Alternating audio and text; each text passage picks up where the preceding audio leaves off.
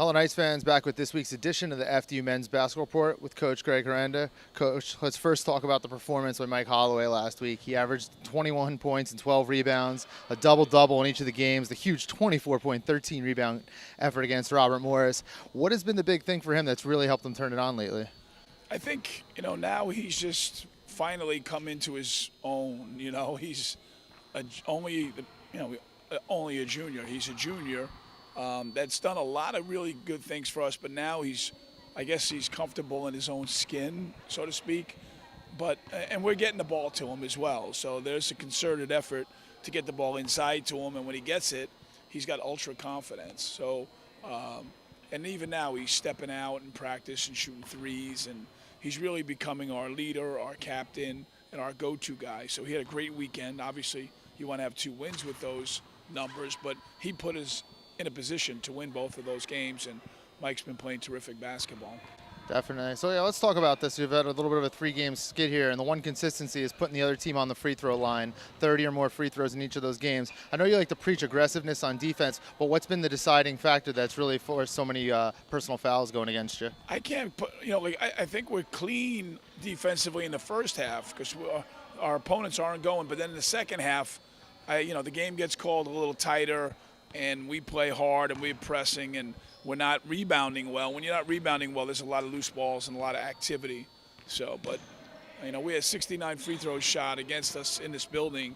We've got to clean that up one way or the other because we've had more field goals than both of our last 2 opponents. I think we had 4 more field goals than Robert Morris, and I think we had a bunch more field goals against LIU as well. So we're doing a lot of good things where our field goal percent defense is still 4th, but when you let people to the line a real lot, it can't help. It really can't. Right. So you look ahead to the upcoming week here. You got Central Connecticut, who you've played already, and then you get to see Mount here at the Rothman Center on Saturday, team you haven't seen. But the one thing about those teams, and the first matchup with the Blue Devils, you didn't see Tyler Cole. He was out. But he's the guy who's leading Central in points, rebounds, and assists. And then you see Mount with Junior Robinson, another team that's like a one guy who's really going to put up their stats. How much does that change defensively when there's really a big focal point that there's one guy you can want to key in on up as your opposition? Well, you obviously have to contain those guys, but they're good players, but you've got to stop other people. So you can't let Hugley go crazy up there like he went in this building, and you can't let Carey, who's another good basketball player for them, or the kid Ray. So you have to kind of condense what offensively they're trying to do as opposed to expand. So Robinson's a really good player. Cole's a really good player. We'll see him for the first time. But I think we're just right. I like how we're playing. We've had leads at every half the last 3 games. We've had leads, obviously, in the second half. We just, Jaleel, Noah, and Elijah and Caleb are all, for the most part, obviously freshmen, and Caleb's a sophomore. We need those guys to win a game for us and finish a game. And that's something that just doesn't happen. It needs to evolve. And I know it's going to happen because those guys are really good players. And the way Mike's playing is tremendous. And, now Darian's a little bit banged up and Darnell was banged up. So I think it's been good overall to let our players play. But to win is a whole different ball of wax. But we're right on the cusp, and I'm really excited about going up to Central. They're really good at home. I think they only have 1 loss all year in their facility. So, and Mount is Mount. That's a big rival of ours now. So it's an exciting time of the year. School starts on Monday. So, but I know it sounds crazy, but I like where we are. We're a wounded animal right now, and those are generally the most dangerous animals. Definitely. And then looking ahead to your radio show this week, you're going to have a guy who's very familiar to this program. Our own Pete Lapis, his father, Steve Lapis, the longtime coach from Villanova, Manhattan, and now the CBS sports analyst. What should the fans look forward to on that show this week? I think, Steve is just going to give us a wealth of knowledge on what's going on, not only in the NEC, but all across the country. But just going backwards a little bit, Brian, I can't say personally how impactful it was to have Tom Green and his team here last weekend. We honored them after the Robert Morris game, and they were just very, very excited and flattered to be back to represent the 20th anniversary of that 97-98 team. Tom was on my show. I told him up in the Strata Center that, Mikasa Sukasa, we want our alums back, and that was a great day. looking forward now, we have the before you know it, Rich Conrad's going to be, his number's going to be retired on February 11th against Wagner in a national television game.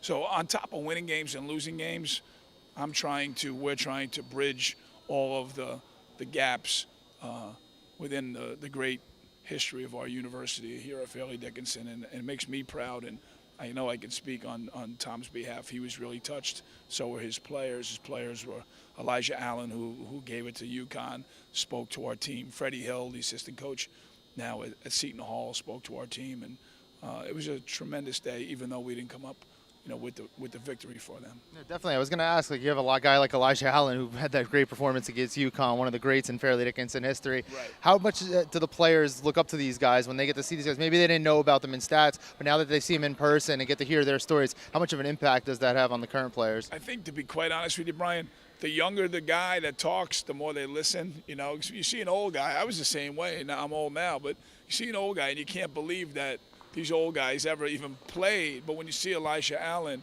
who's still in pretty good shape and has got command of his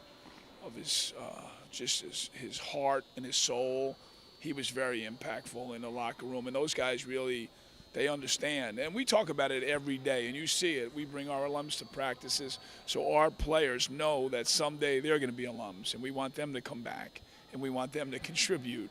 But more importantly, we just want them to be a part of the program, because once your burgundy and blue blood is in you, it doesn't leave you. And Elijah was awesome, and Rich Conrad, and the loss of Pete Tierney. And that's the one thing, since being here now in my 5th year, is my affection and my affinity to the history, and most of all to the people that have played here and that have coached here. It's a very special place.